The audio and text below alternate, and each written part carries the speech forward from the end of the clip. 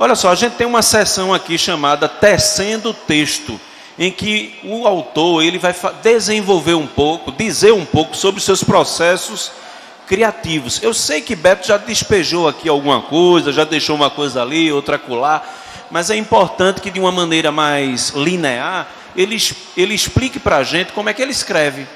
De repente ele acorda, como diria Adélia Prado, vai para o escritório, coça o prepúcio e começa a desenvolver. Como é isso? Como é que você escreve, Beto? Fala para a gente. A coisa da escrita, assim, você escreve até quando você não escreve, assim, né?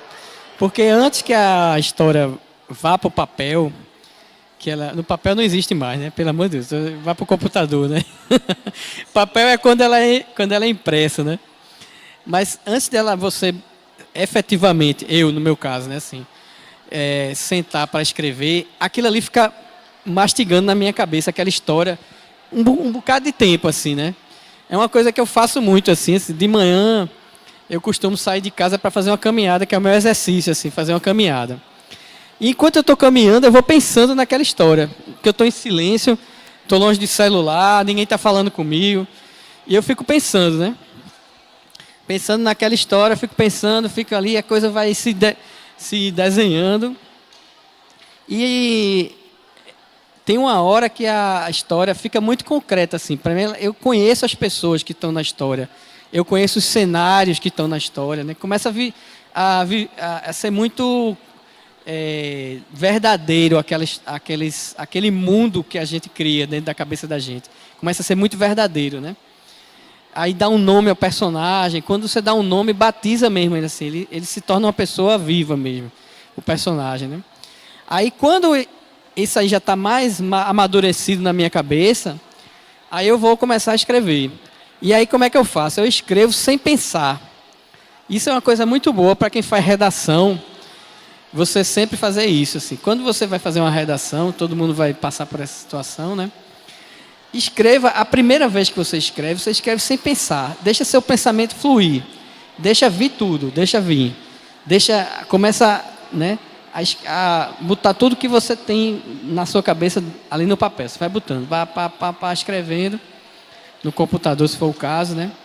Depois que você escreve tudo assim, dessa forma, sem pensar, aí você começa a olhar o texto e ver assim, onde é que você vai melhorar, onde é que ele funcionou, onde é que ele não funcionou, começa a refazer. E para você fazer um livro, fazer um texto assim de ficção, você precisa fazer aquilo ali várias vezes. Não é a primeira vez que você escreve, não é a segunda, não é a terceira, nem a quarta. Da quinta, talvez comece a ficar bom. E você vai, né, escrevendo e tirando e botando. Está faltando alguma coisa, aqui eu vou mudar. Isso aqui não está bom, essa frase não está legal, essa palavra está demais.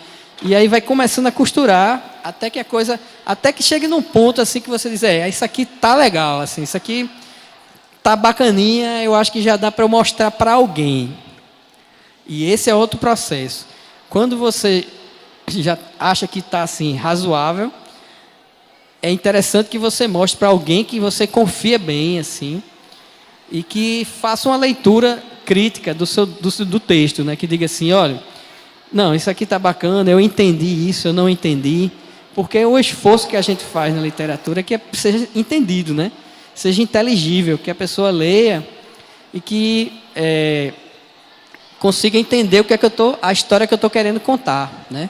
Da forma melhor possível, que não seja chato, que não seja pedante, né? Da forma mais simples. Então, pede para a pessoa ler, outra pessoa ler.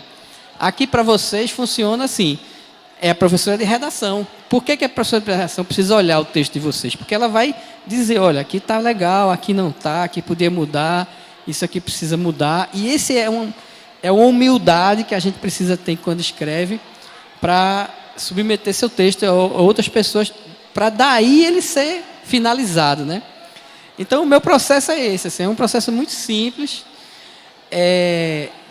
cansativo às vezes, é meio doloroso, mas é muito prazeroso também, porque enquanto você está escrevendo, você está se divertindo muito, porque você está fora do seu mundo, né? Você está num mundo diferente. E se aquele mundo que você criou tocou outras pessoas, as pessoas também entraram naquele mesmo mundo, é melhor ainda, né? Aí você nota que a literatura funcionou.